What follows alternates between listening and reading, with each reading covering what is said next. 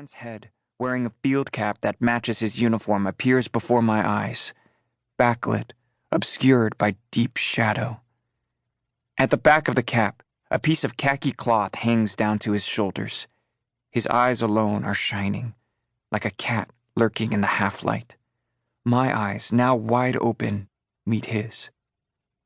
I think I can make out the beginnings of a faint smile spreading to his eyes. What is he going to do? Is he going to hurt me? Is he going to force me out of hiding? I withdraw even farther. He abruptly leans to one side and bends over, then immediately stands up, the ruined violin in hand. That must be what he placed on the bench a few seconds ago, just beside the wardrobe where I am hiding. Suddenly a man's voice can be heard, loud and urgent, quickly approaching. "Kurakami! Kurakami!" Mechanically he cocks his head, as if wondering where exactly the voice is coming from, as if he's trying to identify the person shouting, all the while his face contracting with tension. Without a word, he hands me the broken violin, almost flat, its 4 strings forming a warped contour. In the dark, it looks like a little dying animal. I don't know what to do. I hesitate, but in the end, I take the damaged instrument, timidly, into both hands. "Kurakami! Lieutenant Kurakami!" He hurries to close the door, after glancing at me one last time. The worried, distraught look he flashes is followed by the ghost of a smile, quickly erased as the man who's been shouting his name approaches. "Oh, there you are! What on earth are you doing here, Kurakami? We're leaving. No time to mess around." "Yes, sir. Forgive me, I was just making sure we hadn't overlooked anything."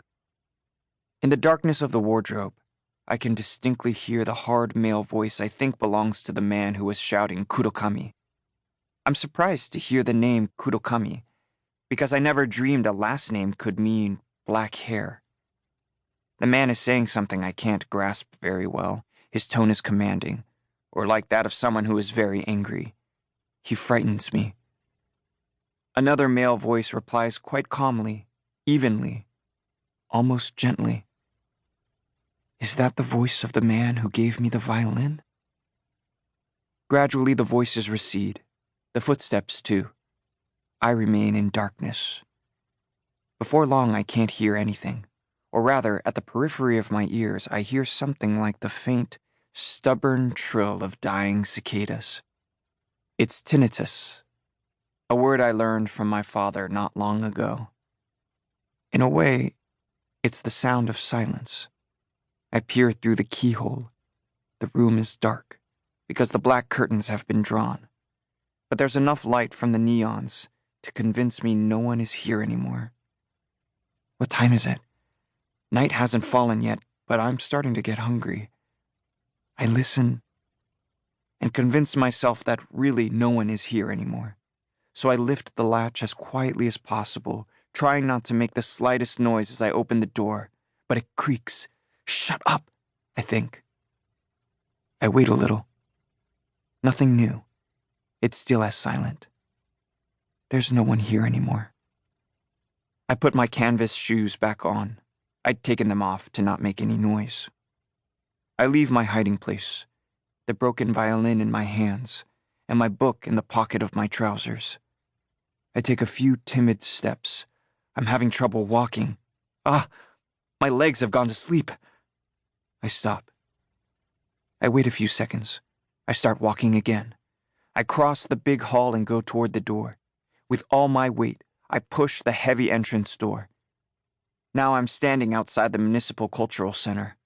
I look up at the sky. Day is departing. It's starting to get dark. I feel helpless and alone. Sobs catch in my throat. A huge black force is crushing me, projecting shapeless, suffocating shadows onto me. People walk by in the street. Soldiers from the military police, with rifles on their shoulders, are on patrol. I can't see a single child around. Where has Papa gone? Will he come back?